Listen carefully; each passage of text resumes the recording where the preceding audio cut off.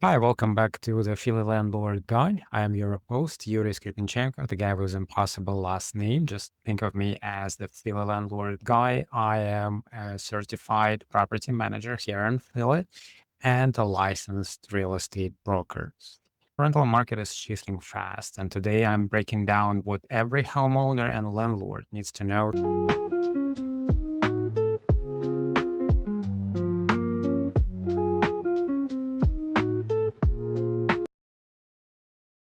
If you have a for sale sign sitting in your yard and the phone isn't ringing, or if you recently pulled your home off the market because you didn't get the price that you want or didn't get much interest, this episode is specifically for you.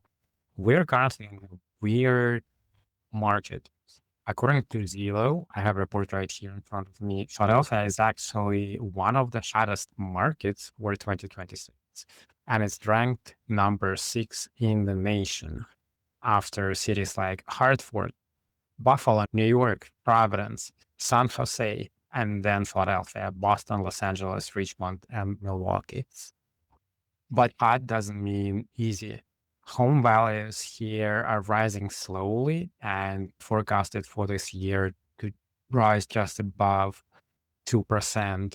Meanwhile, the inventory is starting to climb as that pandemic rate lock finally starts to crack. So this is a little bit weird market that we're seeing right now.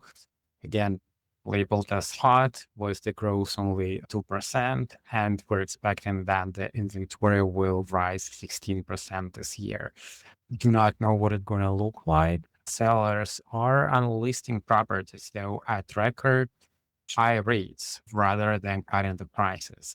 They are stuck, and today I'm going to show you the math of why renting your home might be the only way to save your equity instead of selling it at a lower price, especially if you have that pre-pandemic or pandemic level low mortgage interest.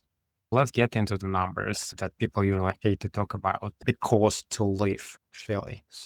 So if you sell a house in Philly, let's say for $300,000, you are not getting a $300,000 check. Well, first, most of you most likely have some kind of mortgage that you will need to pay off. Then you will have your real estate agent that you need to pay a commission to. And in Pennsylvania, across the state, it averages about 5.8%, say 6%. So on $800,000 house, it's a little over $17,000 just in real estate agent commission. That may be split between the buyer and the seller, but all of that is negotiable. We used to have this commission split between one side and the other, but buyers are trying to push now as much as they can for the seller to bear the whole cost of the commission for selling the house. Then there is a silent killer that people usually don't talk about is the Philadelphia Real Estate Transfer Tax. As of July last year, the rate hit 4.578%. Again, usually we split that 50-50 between the buyer and the seller. So you're looking at another almost $7,000 out of your pocket. And then add title fees, prorated taxes, any insurance, any mortgage payouts, any fees that mortgage charging you. So you're losing about $25,000 to $30,000 just to walk away from the sale table. So if the market is flat, and you sell now, you're essentially burning those 5 years of appreciation that you had to the property. This is why I tell people if you cannot get your number, if the numbers do not make sense to you, do not sell, become a landlord and let someone else to pay off your mortgage while the market is catches up or while you building up your equity to sell at the price that you're looking for, or to get that number that you're looking to get after the sale of the property. So I'm looking at the Bright MLS report for January 2026 right now, not just January, from January 25 to January 2026 right now. And across the whole city of Philadelphia in January, we had a little bit over 1,500 units listed, and the median sold price was $270,000. which is a little higher than what we saw last year. In January, we had a sale price of $245,000, which tells us that the prices are going up. But at the same time, it is interesting shift that if you look at January 2025, we had listed median price at 260 and listed median sold price at 245. So we had this $15,000 discount on the sale versus this January, we have listed median price at 265 and the sold median at 270, which shows that we actually selling for more. But again, a lot of reports show that this is unprecedented time when sellers are delisting the properties, which did not even exist 2 years ago. Nobody was delisting. Now this is happening, and that's why the numbers may look that way. Also, another interesting fact is that the days on the market, it's almost identical as it was last year in January to this year. Last year, we had 65 days in the market to close. This year, we're at, in January, 66 days on the market to close. And interesting fact as well that wait times for rentals are very similar. If I pull out the rental report, I will see that last January we had 83 days on the market for, again, this is median number across the whole city of Philadelphia. So we had 83 days on the market from the listing hitting the market to the closing date. This January, it was 70 days on the market. So on average, we had 62 days on the market for property to be rented. And we had on average 61 days on the market for an average Philadelphia property to be sold. So it's almost identical number, just 1 day difference. So whether you sell it or rent, you are looking at about the same 2 months wait period. So the question is, do you want a one-time check that is $30,000 short of the amount that you actually selling the house for, or do you want to have that monthly check that comes in every time and builds your wealth at the time when somebody is paying off your mortgage? And at the same time, these numbers are based on MLS report. That means that all of those listings were not for sale by owners or not for rent by owners. They were for sale by real estate agents, and the same for rent by agents or property managers, so by professionals. And that's how much time it took them to sell or rent your house. If you're doing it yourself as a for sale by owner or for lease by owner, it probably will take even longer time on the market. So before we get into another rent trends that we get from Zamper, I want to thank our sponsor, Trust Realty. If you're one of those homeowners realizing that selling today is a trap, you're probably thinking about renting, but you're worried about these headaches that come with the renting in Philadelphia.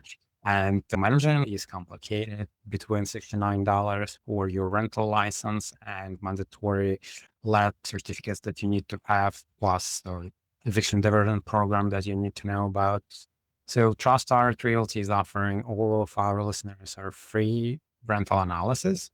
We will look at your property and get your real world numbers on what it will net as your rental.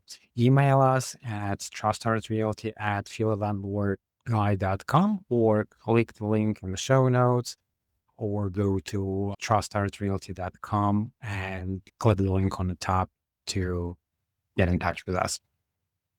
Getting back to the numbers. So another report that I have here in front of me is Zamper's latest February 2026 report shows that Philly rent actually about 16% lower than the national average, with a median of 1,600.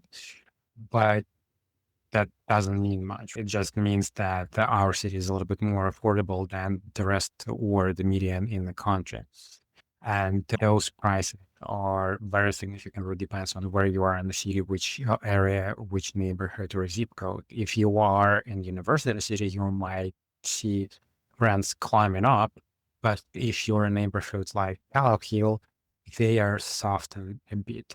Looking at the rental report from Bright, I can see that last January we had median listed rent at 1795, and the closed rent, meaning the amount that the list was signed for, was 1600.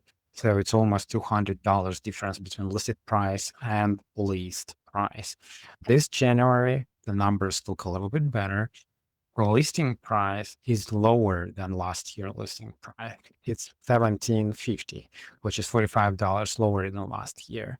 But closed price is 1650, which is $50 more than last year. So even though reports show that on average across the country we see rents decline, especially for one bedroom and two bedroom apartments, a little bit, or we just seeing very slight growth on the median for billion whole, we see that the rent still went up a little. Again, it's not a significant amount, but at least we're not in the negatives.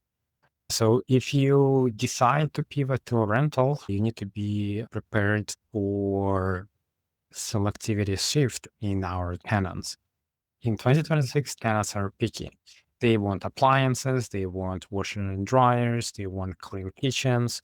And if your house didn't sell because it looked like 1985 inside, well, probably it's going to struggle on the rental market as well.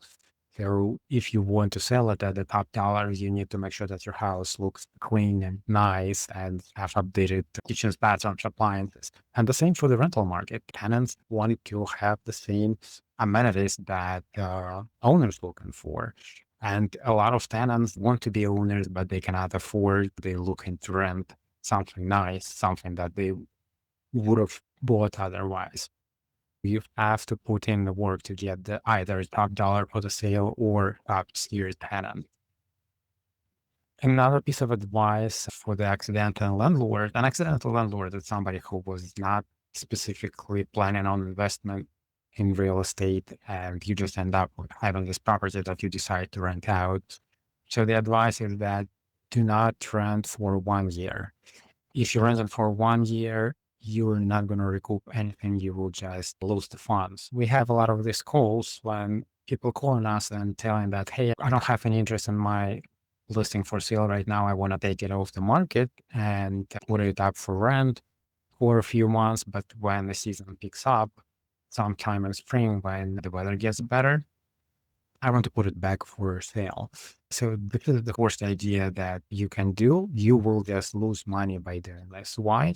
First, if you're selling your property now, probably it's already ready for sale. It's clean, everything was done, or you fix it up to the point that you were able to get your top dollar, and it's ready for a new owner. But now if you decide to rent it instead for just a few months, that means that the property again will sit on the market for a couple of months until you get a tenant. Then you get a tenant, and it's going to be even more complicated to find one because you will not lease it for a year. You will just do it month to month or whatever time frame you're putting in front of yourself. And also look up where we're talking about month-to-month lease protections. In Philadelphia, if you sign month-to-month lease, tenants have special protections. So you cannot just end the lease for any reason. You have to have specific reasons to end that lease. You find this tenant, you place them in your property, and now the property that was ready for sale is occupied by a tenant. You waited a few months and now it's the season for you to sell. You ask tenants to move out, they move out, you have all of the damages all that tenants leave behind. Even if it's a perfect tenant that you can find, just from people moving in and moving out, putting furniture in and out of your house, you will still have this little scratches or little indents in your wall and little things that you will need to fix. Plus the cost of finding that tenant and having them only for a few months, it will catch up and you will just lose money. It's not going to make you any money. Plus, when you're switching from being a homeowner to a landlord, you will need to change your insurance policy. It's just a lot of headaches for you. and it's not worth it short term. Investing in real estate is a long-term game, and it takes time to get the money from renting your house. It takes time to start making money, or it takes time to understand what it actually means to be a landlord and how to make money in real estate. Even if you do it for 1 year, still not the best option. But if you're going to pivot and you actually want to rent out the house, you need to commit to at least 3 to 5 year cycle. Why? Because that's how long it takes to recoup that $30,000 that we were just talking about that you would have lost if you sold your property. So let the tenant pay down your principal and to let the market appreciate, even if it's just those 2% per year that we were talking about. By year 2028 or 9, you will be in a much stronger position to sell and walk away with real profit, not just with what's left over after the city and agents take their cut. Also, in those 3 to 5 years, you may realize that how much leverage you have as a real estate investor with your taxes, with everything that you receive for the property, and how that all plays out. You may even want to keep it and not sell it at all. So a lot of things that people do not understand when they haven't rented properties before is that even if you break even or getting only $50 a month as a cash flow, this is not all of your income. $50 a month is just a cash flow that you can put aside in case of emergencies or in case if something happens or when it happens to your property and you to have reserves to fix those problems or be able to deal with the problems. So what people do not take in consideration is that principal that tenant is paying for you. So let's say your mortgage is $1,800 and your rent is $2,200. So after all of the commissions, property management fees, maybe you will get $100 monthly cash flow. But in that $1,800 that you will be paying to your mortgage company, you have your principal payment of maybe $500, maybe $1,500, depends on how old your mortgage is. And all of that is your income as well. When you go to sell, it just getting into your equity. When you go to sell, you will get it all back.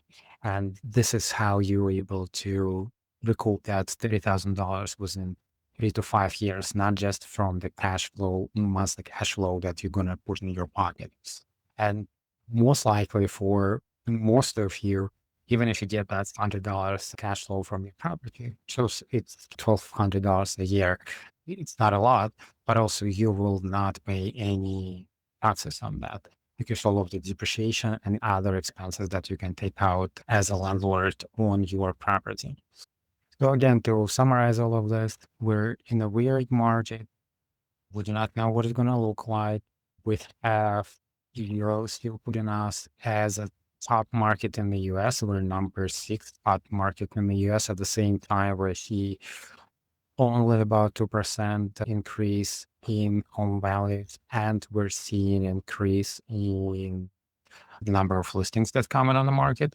So with all of that, we may see prices decline, but all of that also depends on interest rates. If we will see lower interest rate coming into the season, maybe we will have more activities, maybe we'll have buyers buying more or be able to afford more and buy more. But if not, and again, you're struggling to sell your property, think about, instead of just keeping it off market and do nothing to it, think about becoming a landlord, think about renting that property and having the tenant pay your expenses. If you found value in today's episode, please like and share and subscribe. Leave us a review. It helps us keep bringing this deep dives into theory, real estate market, and property management advice. If you have a specific property you're struggling to sell or rent out, reach out to us at trustoutrrealty@philalandlordguy.com. I'm Yuri Stripinchenko, the Philly Landlord Guy. Keep managing right, and I'll see you in the next episode.